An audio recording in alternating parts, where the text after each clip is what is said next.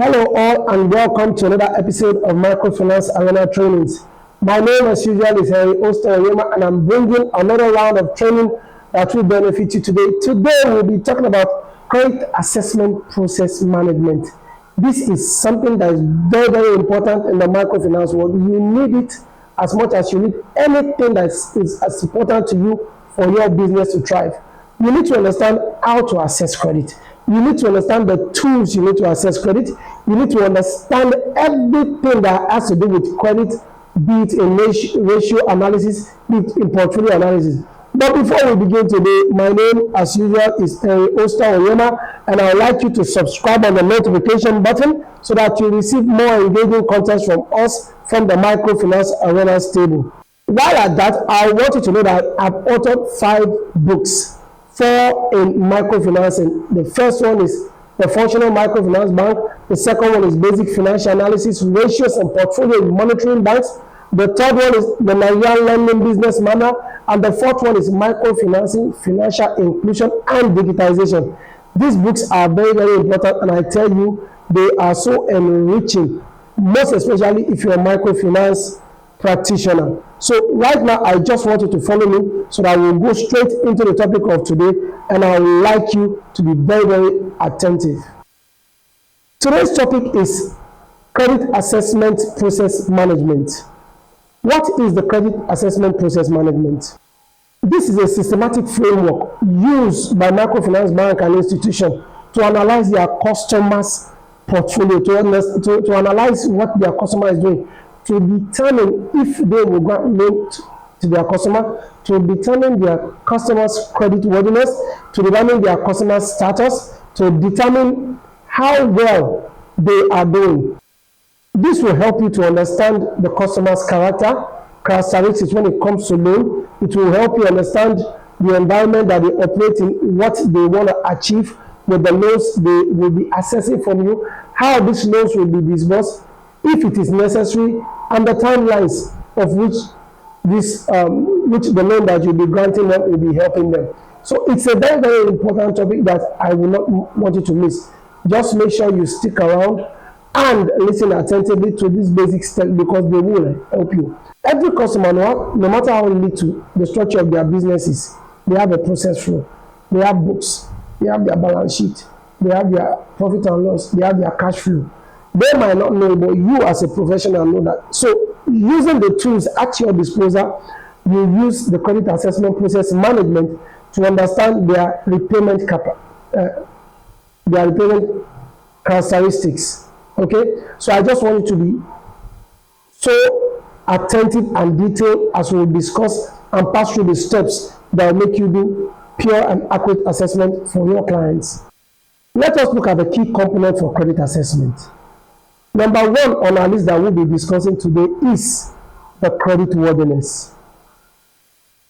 There are some customers that are willing to pay but don't have the capacity to pay, while some have the capacity to pay but the willingness is not there.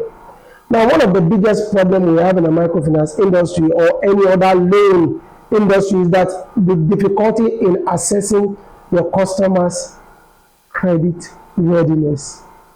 Yeah, in the Western world, it's easy. You might get that easily because they have a data bank where you have a list and database of all borrowers. But in the developing countries, that is not the case. We have each institution trying to manage their customer the best way they deem fit.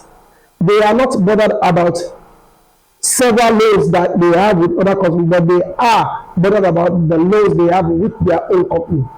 Yes, I know we have the credit bureau institution that takes care of this, but the information is not well detailed.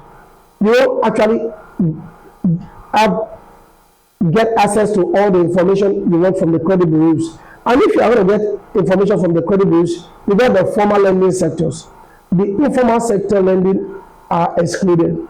So determining your customer's credit worthiness is key to completing a good and accurate assessment. Another thing you need to do is to get a good financial analysis for your customer. Remember I said every customer, no matter how little their business structure is, they have a balance sheet, they have a cash flow, they have their income statement.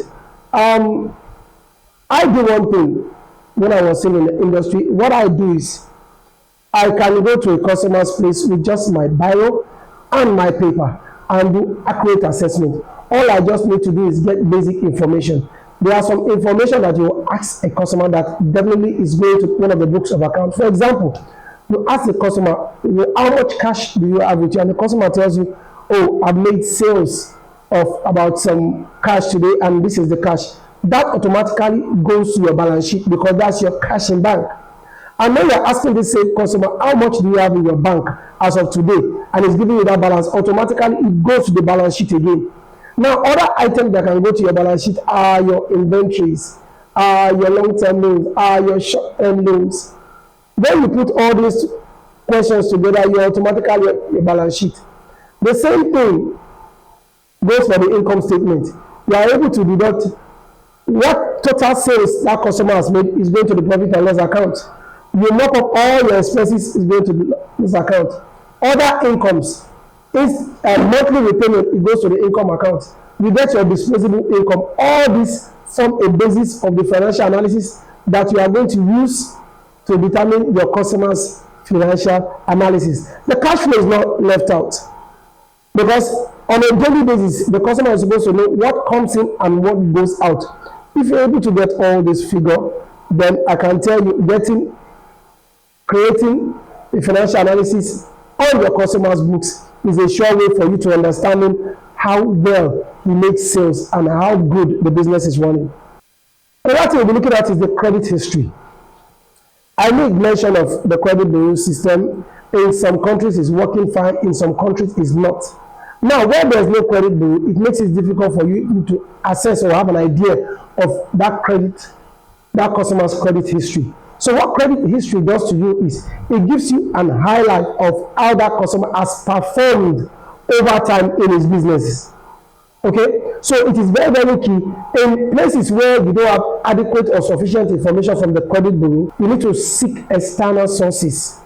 You need to get references in order to know the customer's credit history. Let's talk about collaterals and guarantee. A contract of guarantee is not a contract of indemnity. This is where all the guarantors get it wrong. A contract of guarantee puts you in the place of the original debtor, which means someone else's request for a loan, and I guarantee once that person is not paying, I'm liable to pay.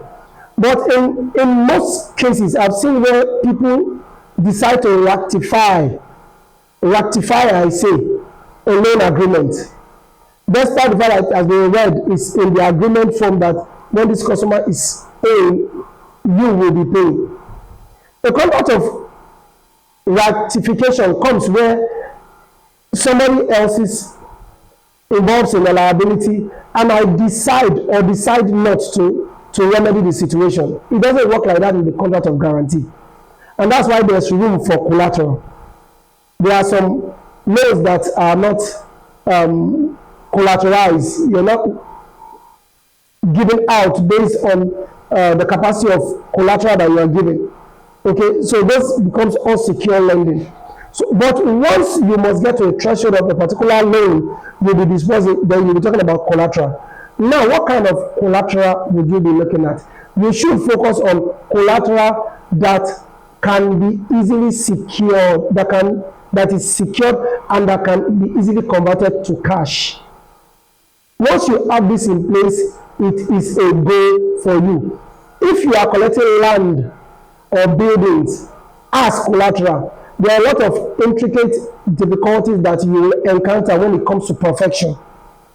So these are not things that you need to get a legal representative if landed collateral should be involved. But I will advise you, if you must get access to the collateral should be something that is easily convertible to cash. Let's get to condition, which is on the last on our list. Now, there are certain things you cannot decide on. In the 5 C's of credit, condition is the very last on that list. Now, why we are looking at condition is because there are some certain instances you cannot control. You can't control weather. You can't control natural disasters. So when you look at the pest and the pestle factors, these are things you will need to consider if you be granting loan to that person, to that business, or that sector. What are the pest and pestle factors? These are the political, environmental, social, technological, legal, and environmental factors that can actually hamper your customer's business. You should always understand this. Let me give you, for example, farming is seasonal. So if you are going to give loan to farming, there are seasons that the farmer will harvest his crop. When this is done, you know that it's sure. And there are some times where pests destroys these farms and it becomes a problem. So natural disasters, legal factors, economic, and a lot of factors can disrupt your customer's repayment pattern. Now, if you must grant loans to your customer in any of the season that might not be favorable, that's where you'll be looking at how to mitigate this loan factor. That's where insurance comes in. But it has to be what you not gamble. If you're a risk-averse person, that shouldn't be a problem. But if you're a risk-prone person, that should be a problem. But if you're a risk-averse person, then you should really consider seasonality and conditions when you're granting your loans. Let's look at the credit analysis component. The first on our list is the capacity to pay. Like I explained before, there are some customers that actually want to pay when they're in default, but the resources is not there to do that. That is willingness. Now, there are also some levels where somebody has the capacity to pay but unwilling, and another set have the willingness to pay but doesn't have the capacity. So in this situation, you need to understand why. If you draw a matrix box, you need to understand the reasons why this may happen. For every loan you go to a customer, there are always red flags you might notice from the beginning that we always tend to ignore. When we ignore these things, it comes back to bite our fingers, erode the bank's capital, and cause big problem for you. Now, how do you handle a defaulting customer that has the willingness to pay, that has all desire to pay but does not have the capacity? First, you need to understand his business. You need to understand the challenges he's having in his business, and you need to understand the time frame that he might likely use to get out of that situation. Is restructuring an option? That's left for the department to look at. Is refinancing an option? If refinancing, then you must have it on good note and on good grounds that refinancing such business is going to do well. Okay, so that is very, very key. Now you're out of capacity to pay and willingness to pay. Let's talk about the investment plan. Some investment plans are just bad. There are some permissible activities that microfinance are supposed to indulge in. Gambling is not one of them. Commercial paper is not one of them. Foreign exchange transaction is not one of them. Now, if your customer is assessing your loan based on the fact that you want to invest in this kind of businesses, then it becomes a problem for you. You need to understand, in the oil sector, we have upstream sector and the downstream sector. If your customer wants a loan of, let's say, $100 and he wants to invest, and he's telling you he wants to invest in the upstream sector, you know that something is wrong. So you really need to understand the investment plan. What does your customer want to do with the money? You have every right to ask. The only time the customer will refuse to divulge this or information to you is when he has finished collecting the loan. He will not want to divulge any other information again.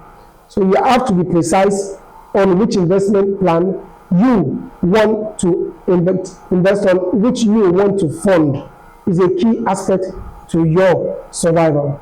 We made a lot of assumptions on collateral. Collateral is key for your business, be it guarantors, be it collateral. You really need to understand where you balance. If your lendings are unsecured, you know you have it on good authority that, oh, should in case you not pay, the guarantor is there.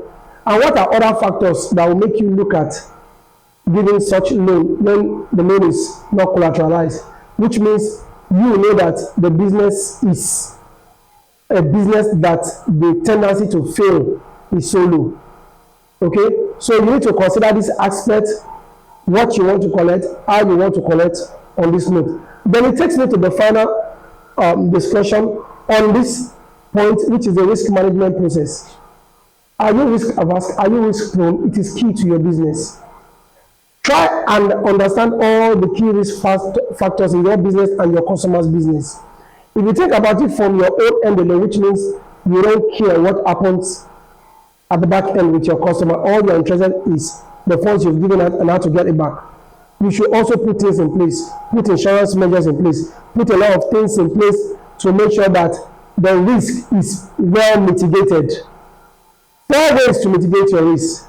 You can either transfer, you can avoid, you can mitigate, and you can absorb. These 4 key things are key. Absorbing is always bad because the more you keep absorbing, the more you are eroding the capital of your microfinance institution. Let's look at steps in credit process. On our list, we have information gathering. How do you gather information about your customers' well-being? How do you gather information about what your customer do? We depend only on credit bureau might just make it not work out for us. They are doing interviews with your customer that want to collect loan. There are some information you will ask.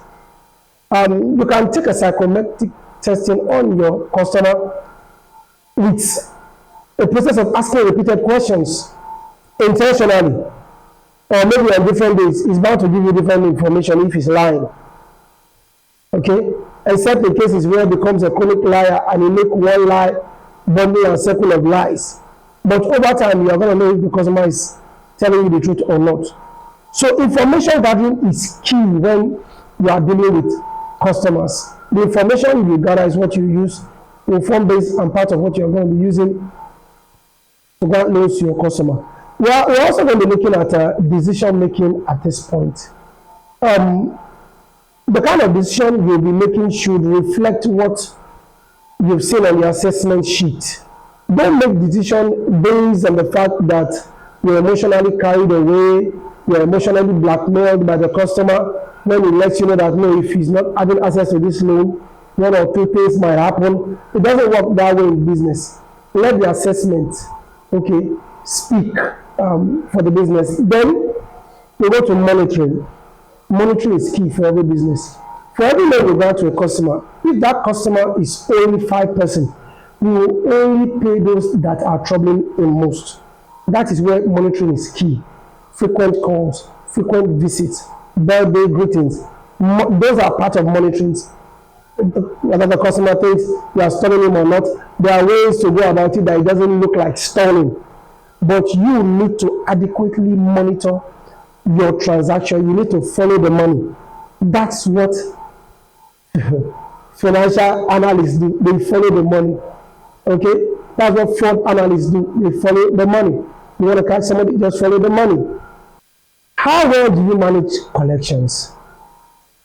Your collection process is key. Do you release? Do you have cash? Do you have your officers, recruitment officers, having access to cash? Dangerous. Does customer pay you on a timely manner? If yes, good. But if no, then that is not good for the business.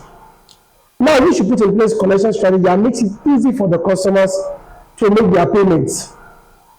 Let your customers be accessible to gateways that are user friendly. Okay, once you have this in place, it is key for your microfinance existence and survival. Not forgetting that profitability is the reason why you are in business. Social responsibility under profit motivation is key. Okay, let me talk of responsible lending. And I'll give you why responsible lending could be a problem. In the 9 C's, what makes up the 9 C's? Has been expanded. We have the collections and the consideration. Consideration will just make you grant loan to a customer when the bank's portfolio is low or when you really need to disburse to meet up targets for that month. So what you do is you decide to let go of responsible lending and decide to, okay, since we have not made target and this person might make us get to our target, let's just disburse it. We have neglected responsible lending. In other instances, we also have situations whereby because of connection, we decide to go loan without proper approval. That is not responsible lending. And this is always a problem with the top management staff of MLBs, microfinance bank or microfinance institution, or even commercial banks as it may be. So what responsible lending do will make sure that you don't go out of the purview of the disbursement and approval process of your disbursements. Let us look at the credit assessment process diagram. You don't just get customers because you want to get customers, or customers don't just come to you because they want to come to you. They are coming to you for a purpose. And when they come, it's either it's walk in or they come into a process, but a process must always involve. Now, looking at the diagram here, it will give you highlights of the acquisition process in its entirety. At times, it's difficult to understand what customers really want or how you feel they want to achieve what they want to achieve. But this process diagram will give us a good explanation to how that is achieved. Under acquisition, let's look at 3 steps there. You have market storm, you have referral, and you have walk-in. Market storm, referral, walk-ins are 3 processes that you can use to acquire your customer. Yes, we live in a digital world now where everybody sees what you are doing online. Yes, that is one of the processes that you use to entice them. But for the brick and mortar, the orthodox microfinance, we see have some, most especially in the remote areas, that you need to do walk-ins with, that have walks into your microfinance bank. We have some market storm, and the market storm, despite you have digital infrastructure, there's a way you still need to make it very, very interesting for them to be involved in what you are doing. Then you now go to the inquiry stage. You need to know everything about your customer, which runs you downward to decision making. You need to know everything, every information, family information, the business information, religious affiliations where necessary.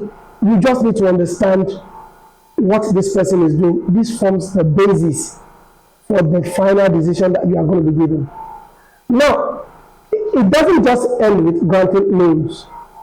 Okay? The way business starts with when you disburse, which takes us to the first assessment. What do you need to do on the first assessment? You need to do the business verification analysis. That's where the proper assessment comes in. Do we grant loans to him based on the fact that he earns this salary, but his working is having a business, he earns good salary, but the business is not okay. The business is okay, there's not any good salary. Does he have other source of income that's bringing in a revenue for him? You need to do this analysis. And this is where you shouldn't have biasness. There should be no bias when you are doing your assessment.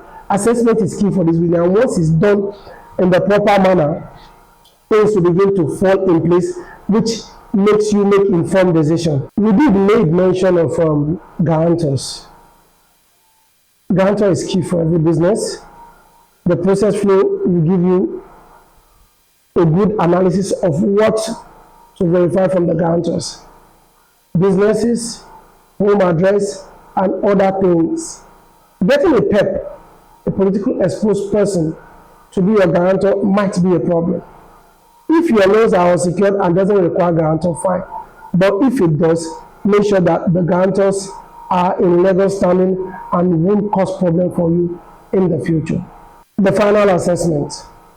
The final assessment is a process that makes you check all the I's and all the dots to make sure that you don't have any stone unturned.